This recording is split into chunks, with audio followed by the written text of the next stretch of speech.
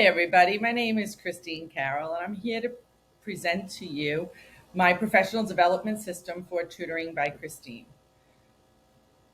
I am going to be approaching this a little bit more casually than the paper because the paper is the academic professional part. This, I feel like I want to have a conversation with you about what I have going on. So, Tutoring by Christine is my business that I started 12 years ago. And we tutor students from grades K through 12, and we tutor them in academic subjects as well as test prep. The tests that we prepare them for include high school test prep and college test prep, as well as state tests and regents that we do here in New York. The first part of my paper, the introduction, talks about the purpose of professional development. It also talks about why professional development for tutoring by Christine is a little bit different than professional development for regular traditional development that has been targeted towards formal instruction, teachers who are in classrooms. And as you probably can figure out with tutoring, you need to have a different skill set. Although you need to have the same content knowledge and you need to have some of the same skills, there's some skills that are different. And which is why when I have to design professional development for my employees, I need to make sure that the employees are getting what they need to have the students be successful in on these tests that they take as well as in school. So the first thing I'd like to talk about is the onboarding process at Tutoring by Christine. So the first, I have to tell you that, sorry, I'm having a little technical difficulty here. Most of these things that I am presenting to you did not happen until this class. They were always on my to-do list. They were always things that I wanted to do, but I didn't have the time for. And this class forced me to make sure that I had these things done. For example, I didn't realize how lacking my onboarding process was. Somebody got hired. I figured they were a teacher. I showed them the curriculum. They knew what to do with it. But upon examination, I was really failing my tutors. So the first thing that I did was I created a Google Sites website. And this one is just for tutors. This is not for the public. I'll show you that website shortly. And I wrote them an email, not an email, a message welcoming them to Tutoring by Christine. And on the bottom here, it does link to my official Tutoring by Christine website. And then up here, I created different tabs for certain things like a photo consent form. I didn't think about that before. I just said, we have a social media person coming. Are you okay with having pictures taken? But now I have an official photo consent form that is kept in the Adobe Cloud, and I know that I don't have to worry about that after that. Personal information form. Another thing, I noticed that sometimes I was forgetting to give this to people. It sounds silly, but I am also an instructional coach for the DOE during the day. I'm a grandmother and I am insanely busy. And sometimes I forget the simple things. Now I have this structure so that as soon as somebody comes in, I give them this website and they'll go straight to the form that they need to figure out, that they need to fill out. I have it for my accountant now that I could just send it over to him in a secure manner on Adobe Acrobat. I never used that before this class either. I have their emergency contacts, health issues. I have all the information that I need for them to be successful at Tutoring by Christine and for me to be successful in preparing them to work at my organization. So that's the onboarding process. Plus, all new employees get mentored with somebody who's been there for a while, whether it be me or one of the employees who work for me. So, needs assessment and goal setting. This was something that really challenged me because, first of all, I couldn't find anybody around me, not in my school, not any other tutors, that had a formal needs assessment created. And research shows us that if you have a needs assessment, you have it formalized, you are setting yourself up for success. So now I had to consider, what did I want to look at to make sure that my tutors were prepared to move forward in my business. So obviously, I have to consider different things. I have to consider the goals of the business as a whole. I have to consider the goals of my tutors, and then I have to consider the goals of the students. So the business as a whole, I just look at trends. I look at what tests students are taking. I am now, the next thing I'm going to be looking at is strategies to apply paper testing to online testing because almost everything is going to online testing. But as far as the individual tutors, what I ended up doing was I created, and I don't see it right here, so give me 1 second. Here we go. A tutor's needs assessment. And I looked at the main parts of my tutoring business. What are the diagnostic tools that I use? And I put them in the second column here. And for each one of these tools, there is a video training that the tutors would be able to look at and learn about the tool. The one thing I didn't do yet is the tax tutoring video training, which is something I'll be adding this weekend, actually. And it's a drop-down menu. Did they complete the video training? Have they mastered the tool? That means they know how to administer it. They have taken the test themselves. And what other additional training do they need, and any other notes? So this is something they can tell me. Did you finish it? Did you master it? What else do you need me to help you with? And when the tutors are doing this, they're getting paid for this. The next thing that we need to look at, and these are all in the appendices, by the way, at the end of the paper. I just thought that it was easier to show you the actual product than just keep showing you the paper. You can look at that on the paper itself if you wish to. So development opportunities, as I just said, we have structured curricula at my tutoring business. We have structured diagnostic tools.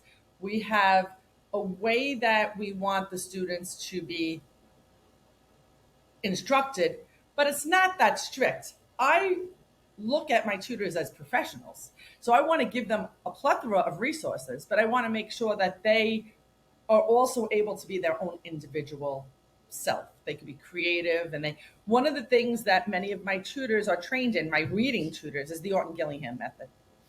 And if I have a tutor that comes to me and they're not trained in the Orton Gillingham method already, and I know that they're staying for a while, they've shown commitment, they're been doing the right thing in terms of coming in on time, then I will offer to help them pay for their training. And I've done that with 2 of my tutors so far. And it really does make a great environment at Tutoring by Christine, because then the tutors have this common language and they're able to pinpoint deficits in the students they might not have pinpointed before. The trainings come from, I create videos. The curricula that we purchase have videos. The diagnostic tests, the companies have videos. I belong to something called the National Test Prep Association. This is a professional tutoring organization. And let me show you their website right now because I love this website.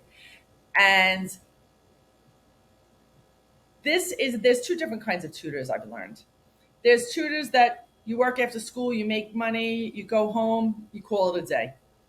And then there are professional tutors. And these are tutors who collaborate. These are tutors who make sure that you are up on the research. There's conferences that we go to. There's workshops that we go to. And if you look, if I go, I'm not going to show you everything right now, but if I was to log in right now, there would be research, there would be videos, there would be podcasts, and I use that for my training as well.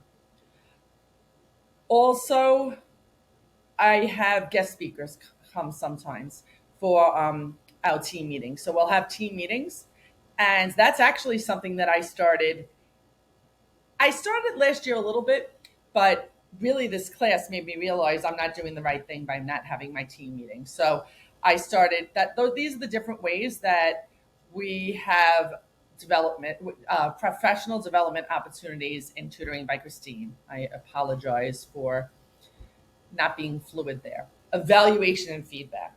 Something else I had started last year was that at the end of the year meeting, I gave all the tutors a survey to fill out about me.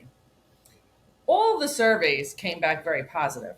I don't say that in a bragging way because I actually wasn't happy that it came back very positive. I really wanted some honest feedback. I never heard of 360-degree feedback before.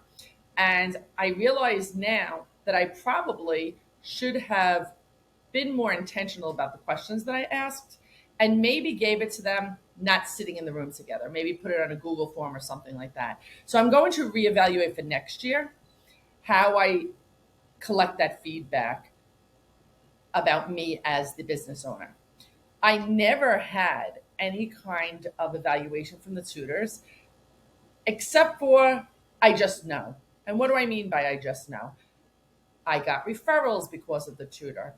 The students were doing well in school. The parents were happy. The students were happy.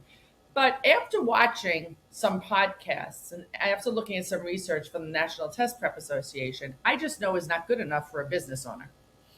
So I realized that one of my biggest problems really is determining who gets raises and when. And how do I have to have a system in place? So what I came up with was, give me 1 second, an evaluation form for parents to fill out and for students for the tutor, the kids being tutored themselves to fill out. So I'm not sure how receptive people are going to be. My tutors are going to be to this. I am going to have a conversation about it, but I do love it. I came out with the form after looking at different research, and I started it with grade 3 because I figured that a kindergartner is not going to be filling out an evaluation form. And one thing that I don't collect a lot of is how do the tutors get assigned? So is it somebody requested that tutor? Did somebody in a school refer the student to a specific tutor? Or were they just assigned? And this was said to you, did you request the tutor that you have? So then I created a Likert scale survey, and from 5 to 1, 5 being outstanding, 4 being above average, 3 average, you can read. And I put all these questions down for the person to answer. And I'm going to take that into consideration when looking at raises, when looking at who to give different courses to. And obviously, that's not going to be the only evaluation. That's not going to be the only feedback. I will consider other things such as how often are you on time? How often are you willing to take a student on when you already have a jam-packed schedule? Although at the same token, I don't want anybody getting burnt out.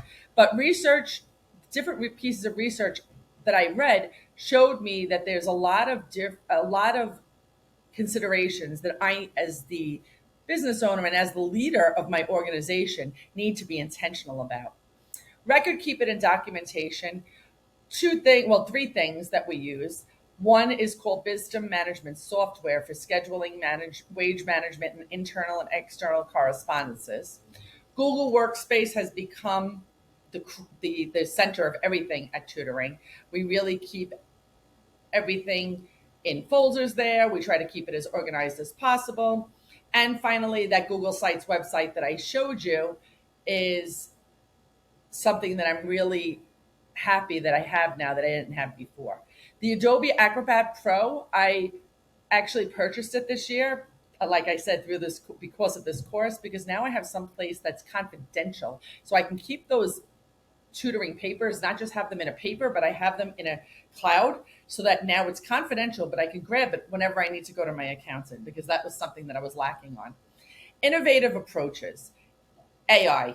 AI is really something that I have been using. I actually wrote a workbook for one of my courses using artificial intelligence.